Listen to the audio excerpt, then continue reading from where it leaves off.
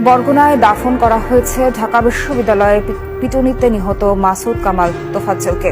বরগুনার পাথরঘাটায় পারিবারিক কবরস্থানে বাবা মা ও ভাইয়ের পাশে তাকে কবর দেওয়া হয়েছে।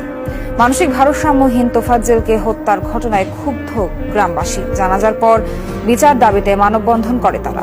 শেষবারের মতো তোফাজ্জলকে বিদায় জানালো গ্রামবাসী।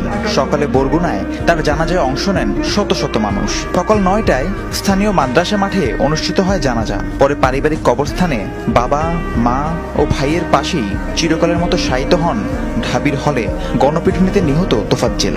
এই তোফাজ্জলের মায়ের জানাজা বাবার জানাজা আমি পড়িয়েছিলাম, কিন্তু ভাগ্যের নির্মম পরিহাস যে আমাকে ওর জানাজাও যে আমাকে পড়াতে হবে এটা জীবনে ভাবি নাই। বুধবার চোর সন্দেহে তাকে আটক করে ঢাকা বিশ্ববিদ্যালয়ের ফজলুল হক মুসলিম হলের শিক্ষার্থীরা। কয়েক দফা মারধরের পর তোফাজ্জল অসুস্থ হয়ে পড়লে মধ্যরাতে তাকে হাসপাতালে নিয়ে যাওয়া হয়। সেখানে